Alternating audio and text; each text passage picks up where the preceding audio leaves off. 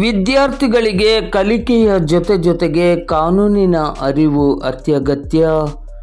ದಾಂಡೇಲಿಯ ಹಳೆ ನಗರಸಭೆಯ ಮೈದಾನದಲ್ಲಿ ಸೊರಗಾವಿ ಶಾಲೆಯ ವಿದ್ಯಾರ್ಥಿಗಳಿಗೆ ಕರೆ ನೀಡಿದ PSI ಅಮೀನ್ ಅತ್ತಾರ್. ವಿದ್ಯಾರ್ಥಿಗಳಿಗೆ ತಮ್ಮ ಕಲಿಕೆಯ ಜೊತೆಗೆ ಕಾನೂನಿನ ಸಾಮಾನ್ಯ ಅರಿವು ಅತಿ ಅಗತ್ಯವಾಗಿ ಬೇಕಾಗಿದೆ. ಈ ದೇಶದ ಪ್ರತಿಯೊಬ್ಬ ಪ್ರಜೆಗೂ ಕಾನೂನಿನ ಅರಿವಿರಬೇಕು. ಕಾನೂನಿನ ಅರಿವಿದ್ದವನು ಗೌರವಯುತವಾಗಿ ಸಮಾಜದಲ್ಲಿ ಬಾಳಲು ಸಾಧ್ಯವಿದೆ ಎಂದು ದಾಂಡೇಲಿ ನಗರ ಠಾಣೆಯ PSI ಅಮೀನ್ ಅತ್ತಾರ್ ಅವರು ಹೇಳಿದರು. ಅವರು ಇಂದು ಗುರುವಾರ ಬೆಳಿಗ್ಗೆ 11 ಗಂಟೆ ಸುಮಾರಿಗೆ ಪೊಲೀಸ್ ಇಲಾಖೆಯ ಆಶ್ರಯದಡಿ ದಾಂಡೇಲಿ ನಗರದ ಹಳೆ ನಗರಸಭೆಯ ಮೈದಾನದಲ್ಲಿ ಸೊರಗಾವಿ ಶಾಲೆಯ ವಿದ್ಯಾರ್ಥಿಗಳಿಗೆ ಹಮ್ಮಿಕೊಂಡಿದ್ದ ಕಾನೂನು ಅರಿವು ಕಾರ್ಯಕ್ರಮದಲ್ಲಿ ಮುಖ್ಯ ಅತಿಥಿಗಳಾಗಿ ಭಾಗವಹಿಸಿ ಮಾತನಾಡುತ್ತಿದ್ದರು. ಪೋಕ್ಸೋ ಕಾಯ್ದೆ, ಸೈಬರ್ ಅಪರಾಧ, ಸಂಚಾರ ನಿಯಮಾವಳಿ, ಹೆಲ್ಮೆಟ್ ಜಾಗೃತಿಯ ಬಗ್ಗೆ ವಿವರಿಸುತ್ತಾ ವಿದ್ಯಾರ್ಥಿಗಳು ಭವಿಷ್ಯದ ಕನಸನ್ನು ಇಟ್ಟುಕೊಂಡು ಪಠ್ಯ ಹಾಗೂ ಪಠ್ಯೇತರ ಚಟುವಟಿಕೆಗಳಲ್ಲಿ ಸಕ್ರಿಯರಾಗಬೇಕೆಂದು ಕರೆ ನೀಡಿದರು. ಕಾನೂನನ್ನು ಗೌರವಿಸಿ ನಡೆದಾಗ ನಮ್ಮ ಜೀವನ ಗೌರವಯುತವಾಗಿ ನಡೆಯಲು ಸಾಧ್ಯವಿದೆ ಎಂದರು.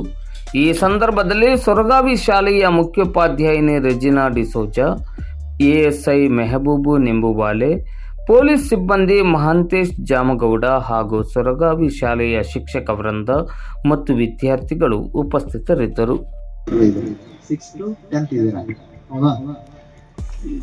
ನೀವೀಗ ಆಲ್ರೆಡಿ ನಿಮ್ಮ 6th ಇಂದ 10th ವರೆಗೆ ಬುಕ್ಸ್ ಅಂತೂ ಓದೇ ಹೋಗ್ತೀರಾ.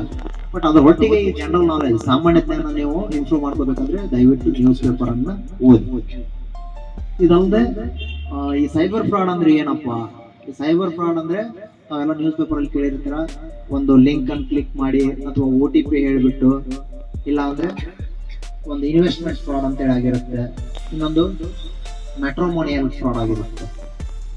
ಈ ರೀತಿಯಾಗಿ ಒಂದು ನಂಬಿಸಿ ನಿಮಗೆ ಒಂದು ಮೋಸವನ್ನು ಮಾಡ್ತಾರೆ. ಯಾವ ರೀತಿ UPI ಟ್ರಾನ್ಸಾಕ್ಷನ್ ಆಗಲಿ ಅಥವಾ ನೆಫ್ಟ್ ಟ್ರಾನ್ಸಾಕ್ಷನ್, RTGS, ಇಲ್ಲ ಅಂದ್ರೆ ಈ ಎಕನಾಮಿಕಲ್ ಪೂರ ಟೋಟಲಿ ನೀವು UPI ಪೇಮೆಂಟ್ ಯಾವುದೇ ಒಂದು ರೀತಿಯಿಂದ ಮಾಡಲಿ ಒಂದು ಆಶೆ ತೋರಿಸಿ ಏನ್ ಮಾಡ್ತಾರೆ, ಎಕನಾಮಿಕ್ಲಿ ಫ್ರಾಡ್ ಮಾಡ್ತಾರೆ. ನಿಮ್ಮ ಅಕೌಂಟ್ ಅಲ್ಲಿರುವ ಅಮೌಂಟ್ ಅನ್ನ ಕದೀತಾರೆ.